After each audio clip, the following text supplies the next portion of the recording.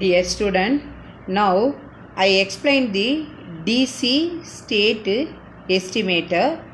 This topic comes under Introduction to Power System State Estimation. What is mean by DC state estimator? The DC state estimator is an over-determined system of linear equations which is solved using the weighted least squares, that is WLS problem. The model is given by Z equal to H x plus E, where Z equal to M vector of measurements, x equal to N vector of true states, that is unknown states, and then H equal to M into N, that is M rows N columns, Jacobian matrix, and then E equal to M vector of random errors, and then N less than M, that is over determined. The residual vector of measurement is given by small r equal to Z minus Hx. The estimated value of measurements, that is Z vector equal to Hx vector. An estimate of the residue is given by r vector equal to Z minus Hx vector. The problem is to find an n vector x that minimizes j of x, defined as j of x equal to Z minus Hx, the whole power t is nothing but the transpose matrix, into W into Z minus Hx. Matrix W is diagonal matrix whose elements are the measurement weights to represent meter accuracy, reliability, importance of measurement, etc. A common practice is to define W based on the reciprocal of the variance of measurement error, that is W equal to RZ inverse, that is the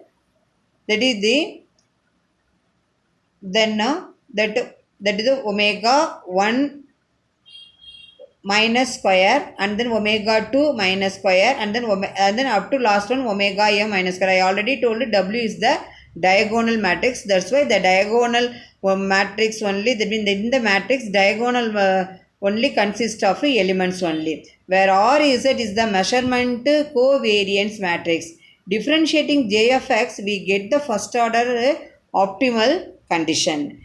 G x vector equal to H, that is the transpose T, W Z, where G is the H transpose T, W H.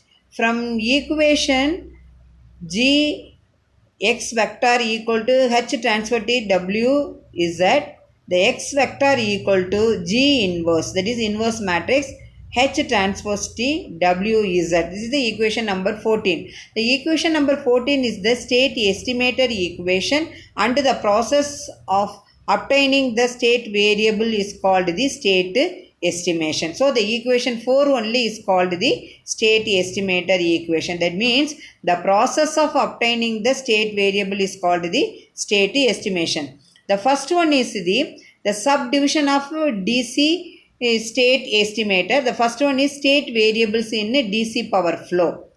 So first we consider the network with N1 problem variables and N2 equations. In DC power flow, N1 are the bus voltage angles, bus active power, loads and generations, and active power line flows. The N2 equations express the power balance at the buses and the relationship between the bus angles and the active power. The set of problem variables is divided into two subsets, that is a set n minus n2 of state variables, and the set of dependent variables.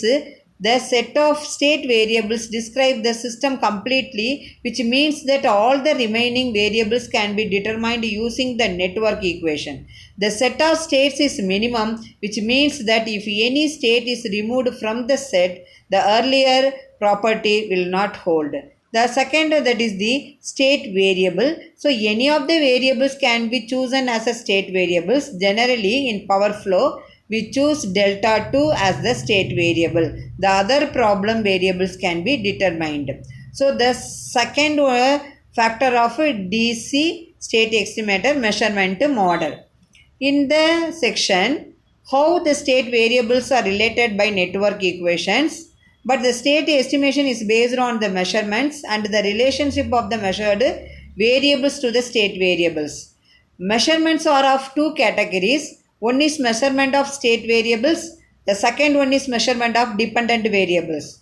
The number of degrees of freedom of the measurement mode is the difference between the number of states and the rank of the model. That is the number of independent equations. Then phase shift estimation. Normally, phase shifting transformers are used whose phase shift is varied with changes in network conditions. If the phase shift measurement is not available, we can get an estimate of the phase shift. Different approaches are available. The common one being to treat the phase shift also as a state variable and estimate its current value from other measurements. The fourth parameter is the parameter estimation. So in the previous section, how the phase shift of the transformer can be treated as a state variable and an estimate of its current state obtained. But now the same procedure can be extended to estimate other types of parameters. Consider that we do not have information of a series reactance, say X13, as shown in the figure. You see the figure, that means two power system P1 and P2. The transmission lines also 3, that is the bus bar 1 and 2 and then 3, 1, 2, 3 is the bus bar and then transmission line. So, if 1 and 3, X13, that is the reaction between bus 1 and 3. X12 means the reactance between bus 1 and 2. X23 means the reactance that is between the bus 2 and 3 only. The equation in the measurement model, that is equal to P12 plus X13 inverse del 3 equal to 0. P13 means the power transmitted from 1 to 2 only. That means the power system 1 to power system 2. If the X13 and del 3 both are unknown or chosen as a state variable, means the above equation becomes non-linear, which increases computational complexity. A simple way is to eliminate the parameter from the measurement model. The fifth one is the physical level modeling. That is, the network model is used typically for offline power flow studies. The industry has recently realized the need to represent the network at the physical level, where it is represented as the bus section switching device level. The network processor converts the physical level data into the power flow model level. When we have a zero impedance branch closed switch, the current does not flow, that is the current does not follow Ohm's law, and hence we cannot express it is in terms of the bus voltage. Therefore, in the generalized state estimator, they will be modeled by a pseudo measurement to indicate that voltage across branch is 0 and an additional state which is the active power flow through the closed switch, that is the circuit breaker. But an open circuit breaker can be similarly modeled with the pseudo measurement representing the fact that the current is 0. The concept can be applied to a circuit breaker of a unknown status where the extra power flow state variable is added to the estimator problem and no pseudo measurement is included. So this is the DC state estimator in the power system state estimation. Thank you students for watching this video.